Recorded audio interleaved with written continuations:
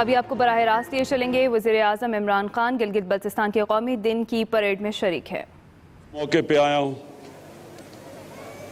جو ایک خوشی کا موقع ہے کہ جدھر 73 سال پہلے یہاں کے گلگت سکاؤٹس نے اپنی جان کی قربانی دے کے گلگت بلتستان کو آزاد کروایا، تو مجھے آج بڑی خوشی ہے کہ میں اب دوسری دفعہ دوسرے سال پھر یہاں آپ کے ساتھ خوشی بنانے آیا ہوں، اور انشاءاللہ جب تک میں وزیر اعظم رہوں گا میری ہمیشہ کوشش ہوگی کہ یہ جو دن ہے 1 نومبر یہ میں آپ کے ساتھ گزاروں۔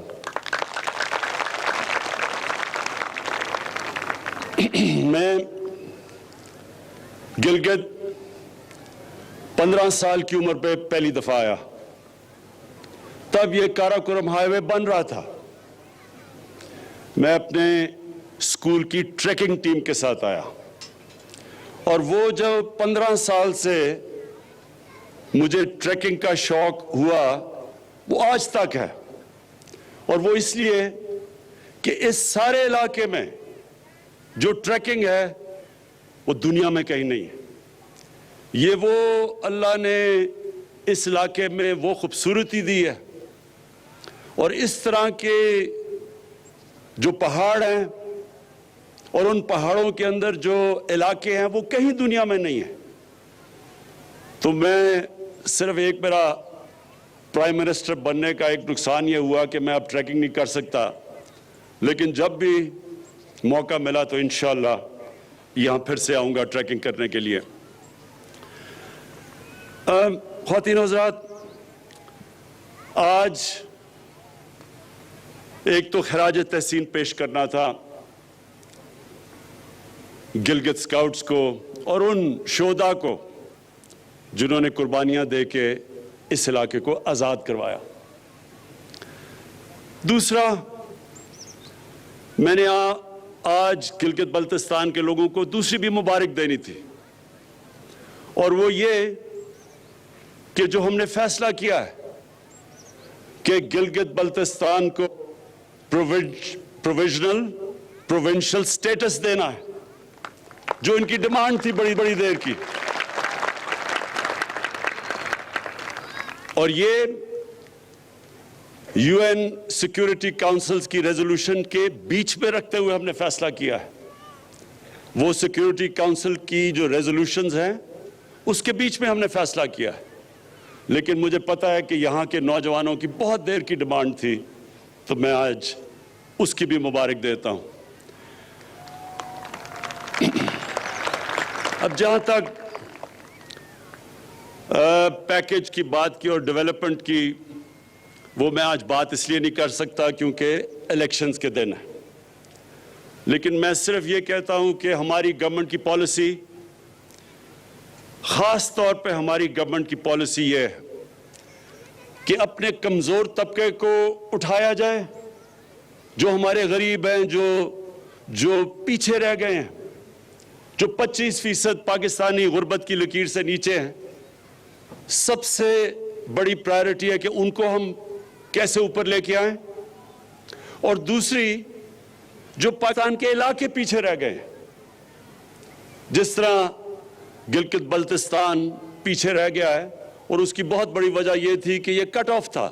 جب تک کہ کاراکورم ہائی وے نہیں بنا، ادھر شاید ہی کوئی آتا تھا اور ڈیولپمنٹ کی چانس نہیں تھی، تو اس لیے یہ پیچھے رہ گیا ہے۔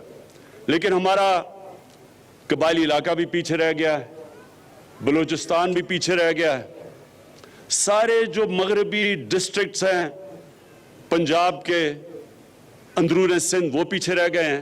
تو ہماری پوری کوشش ہے کہ سارے علاقے ان کو اٹھایا جائے، اور جو پھر سے میں نے کہا جو ہمارا کمزور طبقہ، جو غریب لوگ، جو اس وقت 2 وقت کی روٹی صحیح طرح نہیں کھا سکتے، ان کو اوپر اٹھایا جائے۔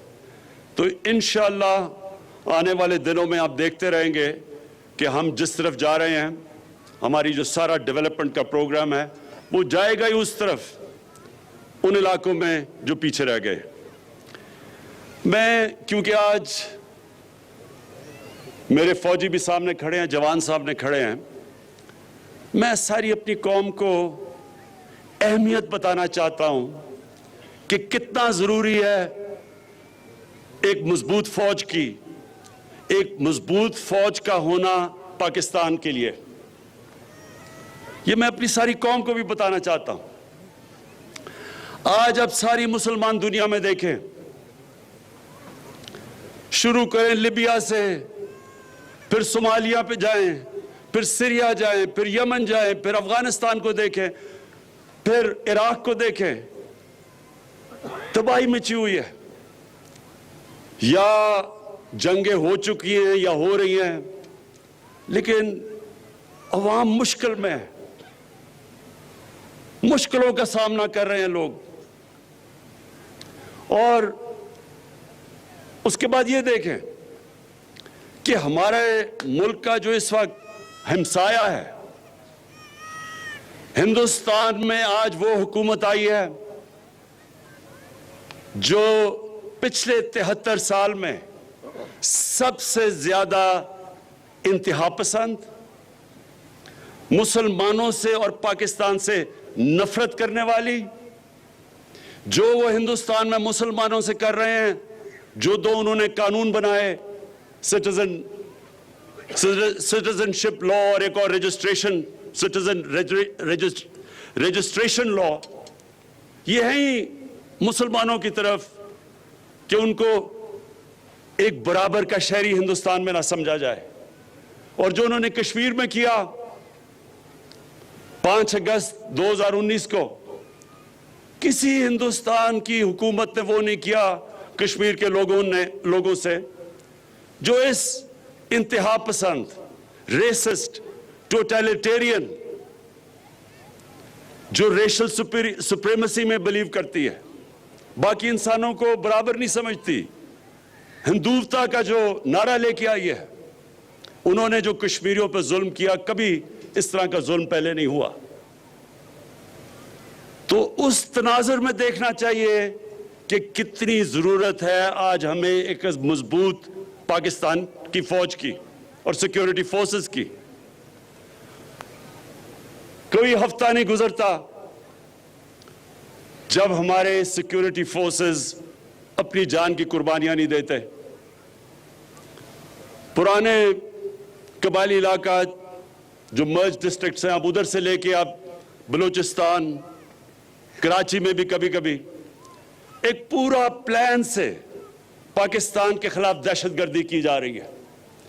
اور کون ان کے سامنے کھڑا ہے؟ ہمارے فوجی، ہماری سیکیورٹی فورسز، جو اپنی جان کی قربانیاں دیتی ہے۔ اور ہم وہ خوش قسمت ملک ہیں کہ جو پچھلے 15 سال میں جس طرح کی 15 سال میں دہشت گردی پاکستان میں ہوئی، اور جو ہمارے دشمنوں نے پورا فائدہ اٹھایا اس سے اور ہمیں ڈی سٹیبلائز کرنے کی کوشش کی، ہم اپنی آج سیکیورٹی فورسز کو داد دیتے ہیں کہ ان کی وجہ سے آج پاکستان محفوظ ہے، اور ان کی وجہ سے، ان کی قربانیوں کی وجہ سے آج ہمارا وہ حال نہیں ہے جو کئی اور مسلمان ملکوں کا حال ہے۔ اور ہمیں یہ بھی پتہ ہے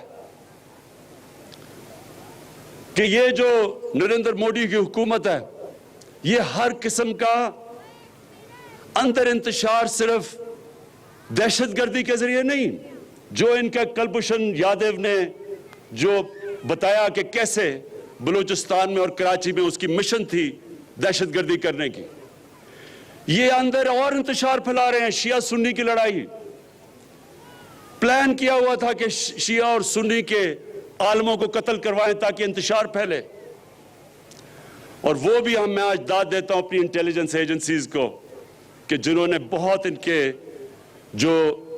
کے پروگرام تھے انتشار پھیلانے کے، وہ پاش کیے۔ میں آج جو آخر میں بات کرنا چاہتا ہوں وہ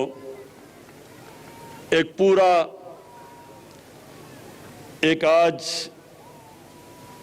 آج کل کے دنوں میں ایک پورا پلان بنا ہوا ہے. ہمارے وہ لوگ جو کہ اپنے آپ کو ڈیموکریٹس کہتے ہیں, سیاستدان کہتے ہیں, وہ پوری طرح آج ہماری پاکستانی فوج کے اوپر اور پاکستان کی عدلیہ کے اوپر انہوں نے پورا ڈسکریڈٹ کرنے کا ان کو پروگرام بنایا ہوا ہے. لیکن یہ کیوں ہے؟ یہ آج سب میں اپنی قوم کو بتانا چاہتا ہوں یہ کیوں ہو رہا ہے. میرا جو پہلا, جب میں وزیر اعظم بنا تو جو میرا پہلا خطاب تھا, اگر آپ وہ دیکھیں تو اس میں میں نے دو خاص طور پہ چیزیں کہی. میں نے یہ کہا کہ جن لوگوں نے 30 سال سے اس ملک کو لوٹا ہے, 30 سال سے اس ملک کا پیسہ چوری کر کر کے باہر لے کے گئے ہیں, یہ سب اکٹھے ہو جائیں گے. یہ اکٹھے میرے خلاف اس لیے ہوں گے کہ ان کو پتا ہے کہ میری تو 24 سال کی کیمپین ہی یہ تھی کہ اس ملک میں کرپشن کا سامنا کریں. جب تک کرپشن ہے ملک آگے نہیں بڑھ سکتا. اور میں نے کہا یہ سب اکٹھے ہوں گے. اور میں نے دوسری بات کہی کہ جو جس چیز میں پاکستان کا فائدہ ہے اس چیز میں ان کا نقصان ہے, اور جس چیز میں ان کا فائدہ ہے وہ پاکستان کو نقصان ہے. یہ چاہتے ہیں کہ ان کی ساری کرپشن جو انہوں نے اس ملک کا پیسہ لوٹ کے باہر لے کے گئے ہیں, یہ چاہتے ہیں کہ کسی نہ کسی طرح مجھے بلیک میل کریں اور میں ان کو NRO دے دوں, یعنی کہ ان کو معاف کر دوں جو انہوں نے اس ملک کا پیسہ چرایا.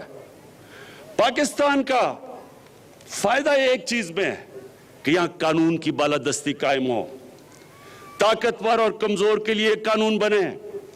یہ نہیں کہ صرف بیچارے وہ لوگ جو مجبوری میں چوری کرتے ہیں وہ جیلوں میں جائیں اور بڑے بڑے ڈاکو ان کو NRO مل جائے اور وہ دندراتے پھریں اور وہ بار بار آگے پھر ملک کو لوٹیں.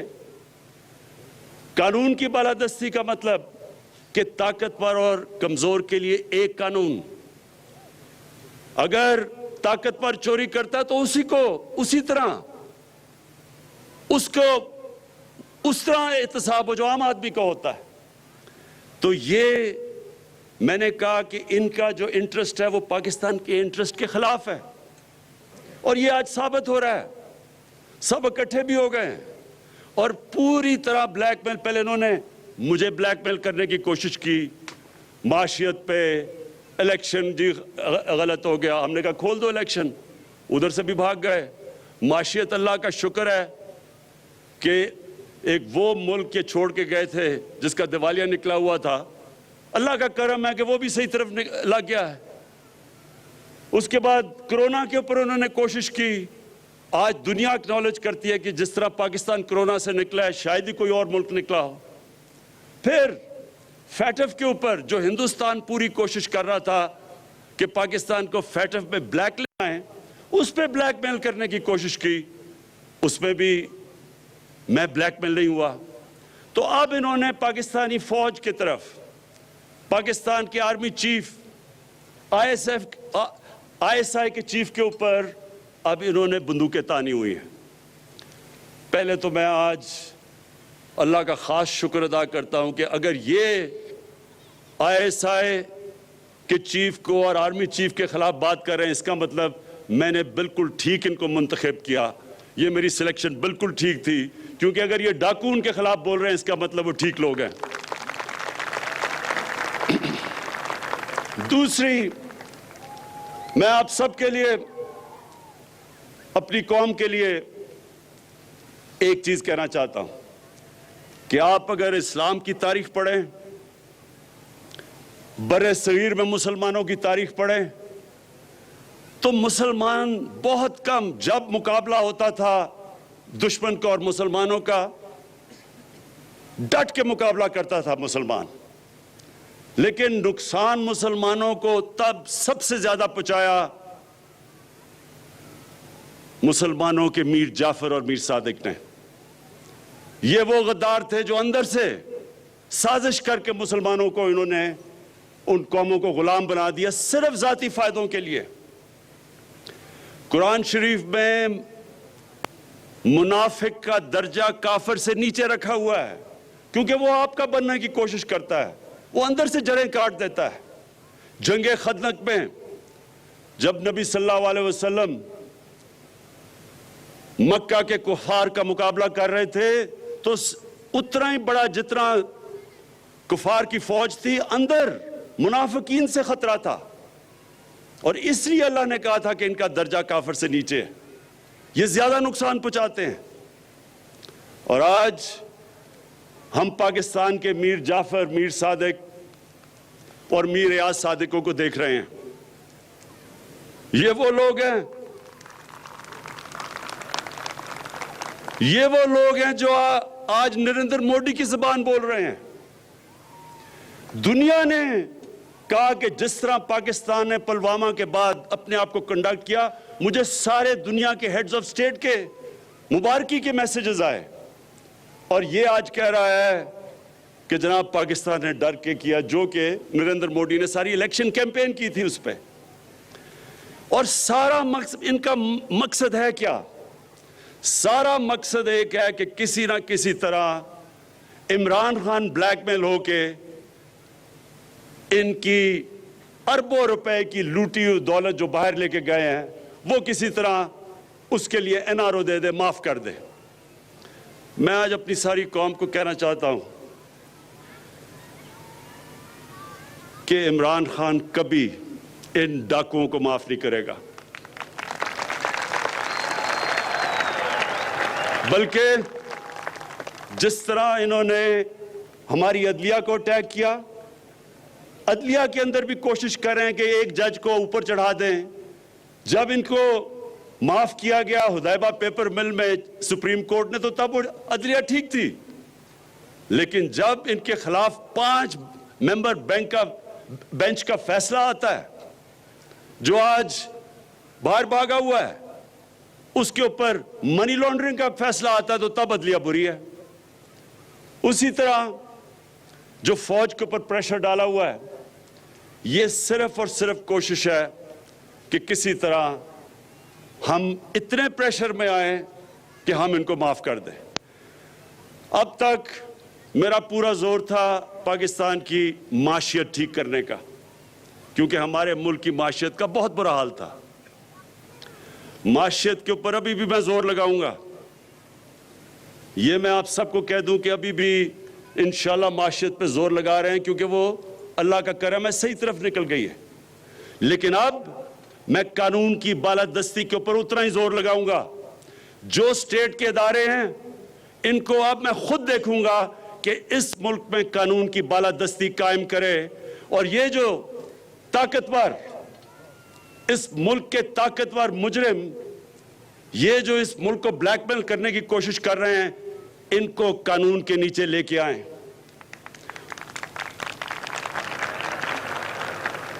اور انشاءاللہ آنے والے دنوں میں آپ دیکھیں گے کہ کس کی ٹانگیں کامتی ہیں اور کس کے ماتھے پہ پسینہ آتا ہے، یہ ساری قوم دیکھے گی۔ شکریہ۔